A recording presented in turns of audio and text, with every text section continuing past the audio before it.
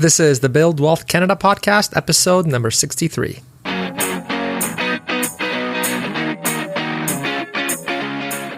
Welcome to the Build Wealth Canada podcast, where it's all about becoming debt-free, accelerating your wealth, and taking control of your money. Now, here's your host, Cornell Schreiber. Hey there, and welcome to the Build Wealth Canada show. Thanks for joining me today. So I was browsing through my site over at buildwealthcanada.ca looking for what I should update, and I realized that I haven't really provided an update on our early retirement story, and more importantly, the lessons learned from it so far. So my goal for this episode is to share with you what we did wrong and what I think we did right that allowed us to achieve financial independence by the time I was 32.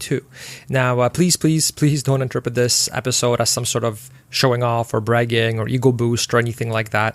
I absolutely hate arrogance, and hubris is actually one of my biggest pet peeves. So instead, the whole idea behind this episode is really just to give you some actionable insights based on our failures and successes over the years so that you can hopefully learn from our experiences, apply them to your own financial independence, retire early journey, and hopefully cut down the time that it takes you to get there. And that's it. All right. Now, before we get into it, some big news on the savings account side. EQ Bank, which is the bank that I use and have been recommending for years now, has increased their savings account interest rate to 2.45%, which is pretty sweet. It was already more than double compared to what a lot of the other major banks were offering. And now it's even more at 2.45%. So after personally being with them for years, I do find that they continuously update that rate to stay competitive in the marketplace. So I love keeping my emergency fund and spending money in there as it is guaranteed. It's fully insured by the government through the CDIC insurance, which you should always make sure wherever you keep your money that has that. And they are still completely free to sign up with. You still get unlimited transactions with them. There's no minimum balances, there's no everyday banking fees, and you get the unlimited free Interac e-transfers, which I also find super convenient. So I've been using and recommending them long before they became a sponsor on the show. And if you'd like to support the show for free, give them a shot by opening up a free account with them by going through the special link over at buildwealthcanada.ca/EQ. That's just the letter E and the letter Q. So that's buildwealthcanada.ca/EQ. And when you do that, as a thank you, I'll send you my guide on the top ETFs in Canada, which includes everything that I currently invest in, along with explanations why. So to do that, just make sure that you actually do use the special link, which is buildwealthcanada.ca/EQ. Open a free account and then send me any confirmation email that you get from EQ over to bonus@buildwealthcanada.ca. That's bonus@buildwealthcanada.ca, and I'll email you the full in-depth guide. So yeah, that's it. Thank you so much for supporting the show in that way. It's totally free to you. It's a great savings account. Like I said, I use it a lot. I've been using it for years. And yeah, this is just a way for me to say thank you as well for signing up and supporting the show for free in that way. All right. And now, before we dive in, a quick message from one of the show's sponsors. We do have a new sponsor on this show that I had a really good experience with, and it's a service that lets you check and monitor your credit score for free. So my question to you is, do you actually know your credit score? So we all know that checking your credit score can be a pretty nerve-wracking process, as it's an important indicator of your overall credit health. And this is precisely why checking your credit score is so important. So your credit score might actually end up being a deciding factor in whether you'll be approved for a personal loan, a car loan, or a mortgage. And having a good credit score will make it easier to do all those things. Now, knowing your credit score is really the first step to understanding and improving it. And with Borrowell, you can actually get your Equifax credit score for free. In under 3 minutes, you'll actually be able to access your credit score and your full credit report. And it is absolutely free, which is fantastic. So I've personally gone through Borrowell to check my credit score, and it was so much easier and faster than how I used to check my credit score. So obviously checking your credit score periodically is important, even if you aren't looking for a loan, because there's things like identity theft happening all the time and companies getting hacked where your credit card information may get stolen, things like that. And so you really do want to make sure that there's nobody out there that has stolen your information and is now basically wreaking havoc on your credit score, making it really difficult for you to get things like a mortgage mortgage or a loan, or making it so that the rates that you are getting on these loans are much higher than what you could get if your credit score was a lot better. What I really liked about Borrowell was that, well, one, it was all free, and two, it was really fast because it's all online. So I just put it in my information and I got my credit score right away, and I got the full report and I got to see the breakdown and all of that. And I could very quickly verify to make sure that everything on my credit score is actually accurate, and so that there wasn't any sort of identity theft or anything like that taking place. So Borrowell is 100% a Canadian company. I definitely suggest you check them out, as why wouldn't you want to make sure that nobody is tampering with your financial accounts while at the same time improving your credit score to get better rates. So definitely check them out. It's over at buildwealthcanada.ca/score. So just SCORE. If you go there, it will basically take you to their page and you'll be able to get your credit score for free. So that's buildwealthcanada.ca/score. So enjoy. Thank you so much for supporting that show in that way. And now let's get into the episode. All right, so it's been 6 years since we became mortgage-free at the age of 29, and we've since become one of Canada's youngest retirees while in our early mid-30s. Now, when my wife and I were on our journey toward financial independence, so FI, I always enjoyed listening to others who have already achieved FI. And after all, there's no need to really reinvent the wheel when it came to an early retirement. Others have done it, and I hope that there would be some strategies, tactics, and lessons that I could learn from them to apply to our own financial independence journey. Now that we are about to hit our third year of financial independence, I thought it's a good chance to reciprocate by telling our story and providing some additional actionable lessons learned that you can apply to your own early retirement journey too. So part one, I'm going to call it the early years, which is a strong start. We started off pretty strong when we graduated in 2007. My wife and I both went to university, and we worked really hard to actually get some real life work experience through our schooling. And because of this, we were able to get decent jobs relatively easily compared to some of our peers that completely relied on just a degree to get them their job. Now, upon graduation, we moved in together to the Toronto area where we became a dual income household straight out of university. Now, here we have our first, I would say, two set of lessons. Keep in mind that these first two are more applicable to those entering post-secondary education and those moving out on their own. They may not apply to you as you're probably older than this, but think of it as advice for your cousins, siblings, or kids. So lesson one was become a dual income household as early as possible.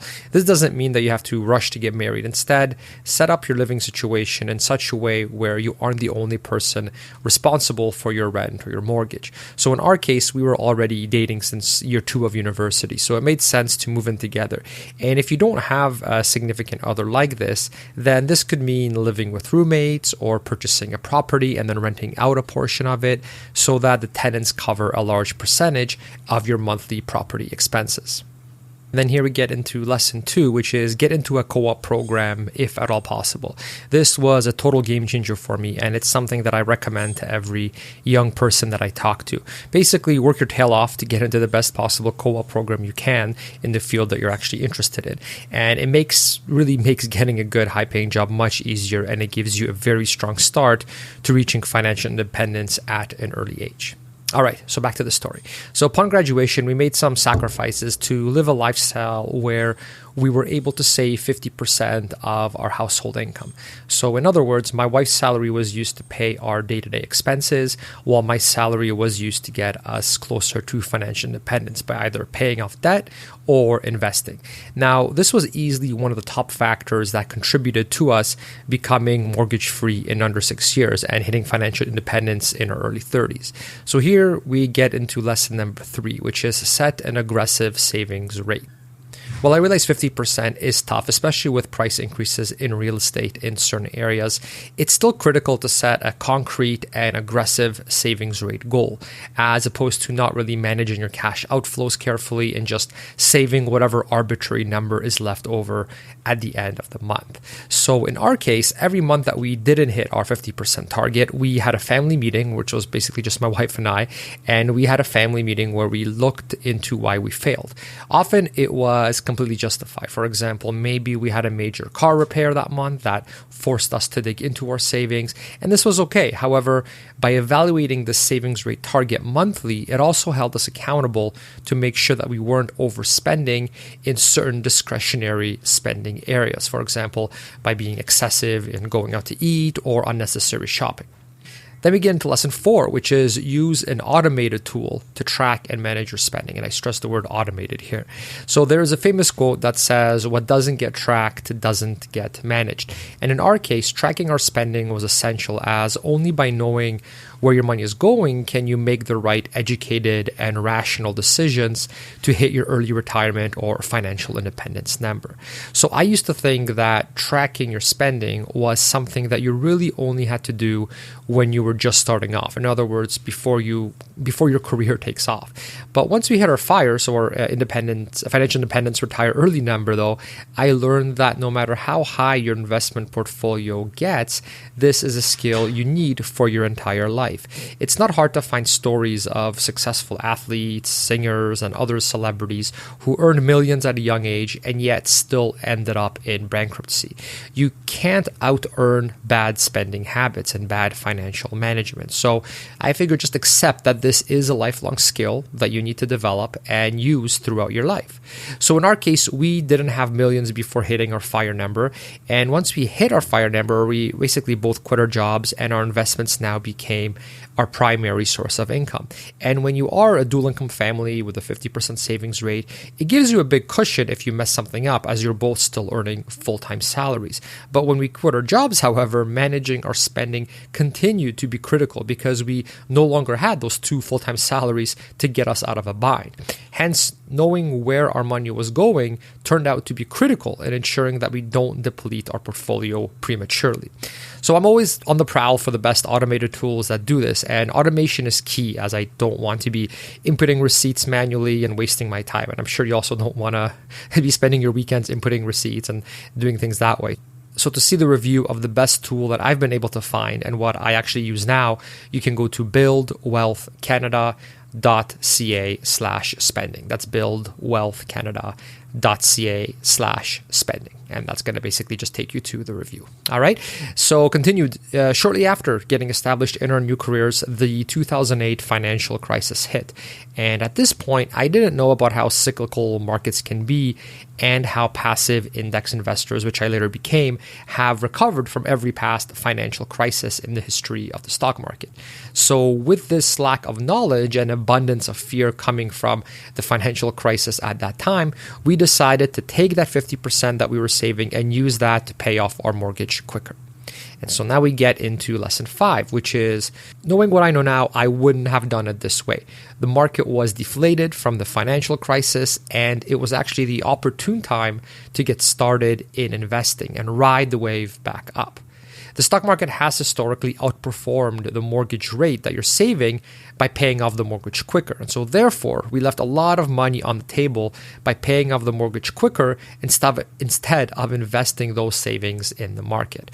So I actually calculated years ago, and the money that we missed out on was easily in the 5 figures, definitely a significant sum of money that could have been compounding indefinitely too. All right, back to the story. So after blindly paying off our mortgage for a few years, I started to learn about investing and alternatives to just paying off the mortgage quicker. I became a real estate investor and a landlord with one property, which did well as the real estate market appreciated. It did, however, end up being something that was pretty stressful and labor intensive, despite having fantastic tenants. So even if you have the perfect tenants, things still go wrong with the physical building and other things. So for example, the furnace breaking down in the middle of the winter and me having to use a vacation day to solve the issue, among many other issues over the years. And so lesson number 6 has to do with real estate investing. It can be profitable if you know what you're doing and if you buy the right property at the right time. However, it's definitely, and I say this from personal experience, it's definitely not passive and it's not a guaranteed path to wealth like some experts who sell courses will have you believe. Okay, so there are a lot of ways that you can mess it up. It's not like the math always works in your favor. And so it is actually pretty hard to find a property that does cash flow positively. So just be skeptical when someone is trying to sell you some sort of get-rich-quick course on real estate investing, because it is easier said than done. Okay, but it is possible, and we have made money this way too. Now, after going through the pains of being a landlord, I eventually learned about index investing using ETFs. And this was exactly what I was looking for, as it actually was passive, allowing me to pursue whatever I wanted without having to constantly analyze investments and solve issues like I did with the rental property. So the passive component was really, really appealing to me. I also started the Build Wealth Canada podcast to learn about investing from the top experts in Canada. And I started to read everything that I could on the subject as well. Eventually, I felt comfortable to invest, and things really started to snowball quickly. We still maintained our savings rate of 50% at least, even when our mortgage was paid off. And so at one point, we owned 2 properties, so a rental property and our primary residence. Both were appreciating nicely in value, plus the rental was spinning off positive cash flow every month, which we used to help pay the expenses on our primary residence. We were both still dual income. Plus, I started a side business which ended up generating enough money to pay for our fun expenses and the majority of our travel as well. So all this, in addition to the occasional raises in our jobs, resulted in a savings rate of over 50%, especially once the mortgage was paid off, as that I just took the money that would have been going toward the mortgage payments and invested it all in index ETFs. And if you do want to know exactly how we did it, what we invested in, basically the mechanics of it step by step, the whole 9 yards, I've actually recorded videos of how we did it, how we continue to do it, what I invest in now, all of that. And so if you do want to learn about that, you can go to buildwealthcanada.ca/invest. That's buildwealthcanada.ca/invest. This isn't some get rich quick thing. I'm not trying to sell you something here that is going to make you rich overnight or anything like that. It's just basically how to become a DIY index investor. It's what we've done. It's what's worked well for us. It's what helped us achieve financial independence really, really early in life. And it's something that I love because of its passive nature. So if you do want to be active and work and do other stuff with investing, that's great. There's ways to do that. But I would say you're probably busy and you probably like the passive income component. I know I do. And it's great because you don't have to go and learn how to read all these financial statements and learn how to stockpick or anything like that, which is not fun for most people, myself included. Definitely, if you want to check it out, buildwealthcanada.ca/invest. So eventually, I got tired of the non-passive nature of real estate investing, and I fell in love with this passive index investing. And at that point, I sold the rental at a nice profit. We downsized our primary residence, and then I took those proceeds and invested it all in the broad market index funds. All right, and then now this brought us into the next phase, which was pulling the early retirement trigger. So by the time I was 32 and my wife was 31, we had enough in our investment portfolio to never actually have to work again. So with that, we both quit our 9-to-5 jobs and began the next phase of our lives. My wife became a full-time stay-at-home mom, which she continues to be to this day. And for me, I began experimenting with different lifestyles as a new member of the FIRE movement. FIRE stands for Financial Independence, Retire Early. I wasn't sure at that time if I felt ready to move from 2 full-time salaries to 0 salaries. It's quite a big change psychologically, even though all the math basically pointed to that, yes, we are able to fully retire right now. Plus, there was still much that I wanted to do from a personal development and skill building perspective. I knew that I didn't want to work in some office 9 to 5, 5 days a week, but what if I actually found some part-time work that I could do from home, doing something that I love doing and building the skills that I wanted to build. And so I figured this would be a good transition phase, and the extra money would really help with the sequence of returns risk that new retirees face. So basically, I figured by doing some part-time work, it'd be a nice transition phase from full employment to salaries coming in to all of a sudden eventually getting into full retirement where we're not working at all. And it was at this time that I was offered my dream job, my dream part-time job, working at 5i Research. It was a way to learn more about investing from an unbiased group of experts, while at the same time doing marketing work for them, which is something that I always wanted to do more of during my full-time job days, but didn't really get a chance to do it as much as I wanted to because I co-ran a small software company where much of my time was spent managing the day-to-day operations of the business. After doing this for some time, we went to the next phase, which was doing an actual full retirement. So 5i continued to be a dream job, but after 2 years, it got to the point where I became comfortable with doing a full retirement. In other words, not working at all other than publishing a podcast episode once a month. The portfolio kept growing, and despite being semi-retired, we weren't really withdrawing from our portfolio as we kept our expenses low and my part-time work was enough to fund our day-to-day spending. Eventually, I had to ask myself what I value more. Should I continue working there part-time, even though I could just stop and live fully off the investment portfolio? What was I giving up by still having a part-time job? The answer was that for every minute I spent there, it was a minute that I wasn't spending at home with the family. So why was I giving up this time with the family when I didn't need to? That's a question I kept asking myself. And upon lots of reflection, I decided to fully retire and do a full-blown retirement where, other than the monthly podcast episode that I do on the show, I wasn't really doing anything else that would be considered work. Hey guys, just wanted to do a quick intermission to let you know about a new free guide that I created on the top personal finance and investing tools available to Canadians. Now, these are tools and sites that I've personally used to help us achieve financial independence so that we could quit our jobs in our early 30s. And they're also the tools and resources that I use now to optimize and manage our finances and ensure that we're paying the lowest fees while getting solid returns on our investments, and really just to make sure that we don't have to go back and get regular jobs anymore. So I'm giving this guide away for free to all Build Wealth Canada listeners. They've helped me out a lot. I think they're going to help you out a lot as well. So all you have to do is go to buildwealthcanada.ca and enter your email at the top of the page so that I know where to send it. And that's it. And this will also add you to the Build Wealth Canada newsletter, where you'll be informed of new free guides as they get released, as well as any giveaways that I have on the show. So if you're a longtime listener, you know that oftentimes we'll have authors on the show who have written books around investing, personal finance. And so oftentimes I do giveaways of those books. So this is just a way for you to be informed and win some free signed copies for free.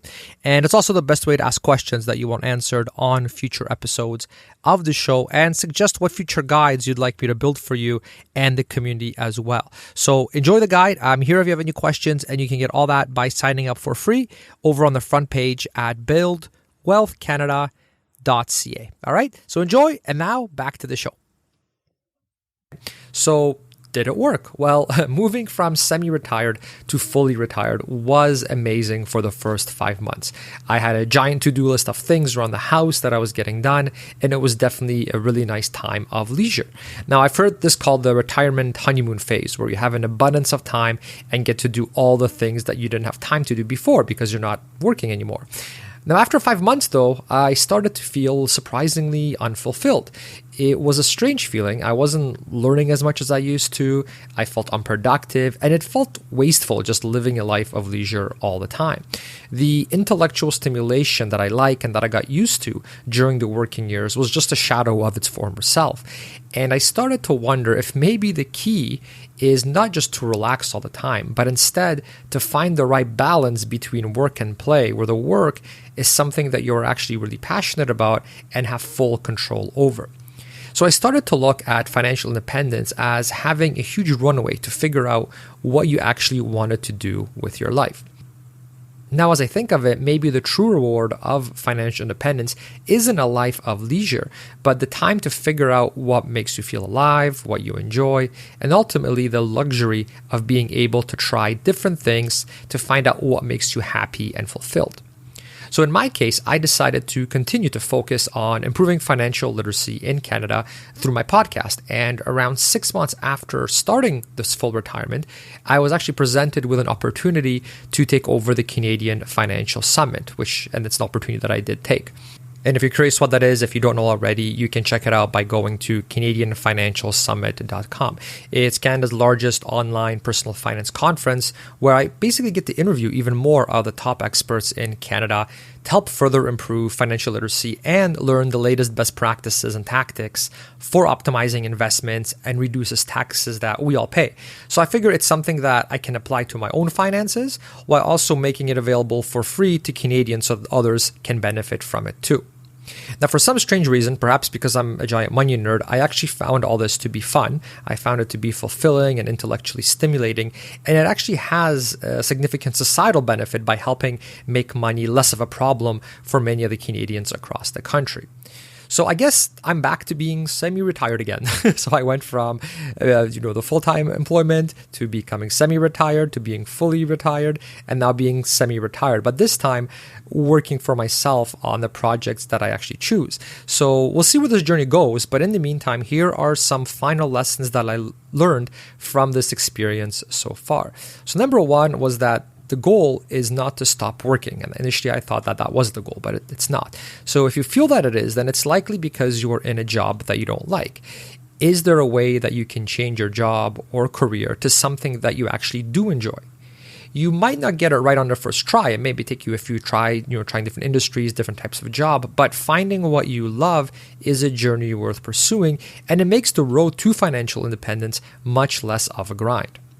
2, if you are planning on being an early retiree, don't assume that you'll never generate any income from work once you hit your FIRE number. Out of all the people that I've talked to and read about in the FIRE movement who have actually pulled it off, I can think of only one that actually stayed retired after that initial early retirement honeymoon phase. Everybody else used financial independence as a way to figure out what they actually love to do with their time. They then did that thing and eventually found some way to monetize things that they were doing for free anyway, for fun. So in my case, it was interviewing experts on finances, investments, and early retirement. For some reason, I'm just wired in a way where I really, really enjoy it. Some early retirees love to write, and so they do a blog or a book to help others while also earning some extra side income. So the question I have for you is, what hobbies do you love that you would actually do for free? Maybe, for example, you love carpentry, and then you can sell some of your work once your garage is too full to fit anymore. Maybe you love teaching, and maybe there's a specific sport that you like. What if you were an instructor part-time, teaching others to do that sport too? Now, when preparing to retire, I remember spending countless hours running financial models, different simulations, different what-if scenarios to make sure that I would be okay if we generated $0 in income from jobs or side projects. It was a huge stressor to try to figure all that out, and it was on top of my mind constantly. In reality, though, if I just accepted, and knowing what I know now, if I just accepted that I would still generate some income, we could have retired from the 9-to-5 jobs that we didn't like much, much earlier, and I'm sure you could do the same. So after interviewing others in the FIRE movement, I learned that this is actually a common mistake. Before pulling the retirement trigger, almost everybody sets themselves up financially so that they never have to work again. Fast forward a bit and you find that they are still all working in some capacity after pulling the traditional, retirement trigger. The big difference, though, is that it's something that they would probably be doing for free anyway, and it's something that gives them joy, fulfillment, and happiness. So I hope you found this helpful, and thanks for joining me on this journey. Let me know what you think, or if you want something clarified or journey or lessons learned or anything like that. I hope this helps you on your own journey, and that by sharing our experience, it helps you avoid some of the mistakes that we encountered in our journey. All right, I hope you enjoyed the episode. Don't forget to get your credit score checked for free over at buildwealthcanada.ca/score. So just SCORE. Your credit score can be the difference between getting approved for a loan and getting the lowest possible rate. And even if you aren't planning on taking out any loans, you really should check your credit score periodically just to make sure that nobody has gained unauthorized access to any of your financial accounts and is now wreaking havoc on your credit score. So you can get the full report for free by going to buildwealthcanada.ca/score, and that will take you directly to Borrowwell, where you can enter the information and get all of that for free. All right, so I hope you enjoy that. I found it really helpful and a lot easier to do than all the other methods I've tried in the past when it comes to checking my credit score. Also, don't forget to get your free guide on the top ETFs in Canada if you haven't got it already, where I go into detail on what I invest in and why. And to get that, just sign up for a free savings account with the bank that I use, which is EQ Bank, where they have one of the highest interest rates that I've been able to find in Canada, sometimes even more than double what the other banks are offering, especially the major banks from what I've seen. Plus, you get free unlimited Interac e-transfers, which is super convenient for sending money, and unlimited transactions with no fees. So to get the guide, just sign up for EQ Savings Plus account using the link buildwealthcanada.ca/score. buildwealthcanada.ca/EQ. That's buildwealthcanada.ca/ the letter E and the letter Q. Then send me any confirmation email that you get from them over to bonus@buildwealthcanada.ca, and I'll email you the full guide. All right. So thanks again for supporting the show in that way and for tuning in, and have a great week. Thanks for listening to the Build Wealth Canada podcast at www.buildwealthcanada.ca.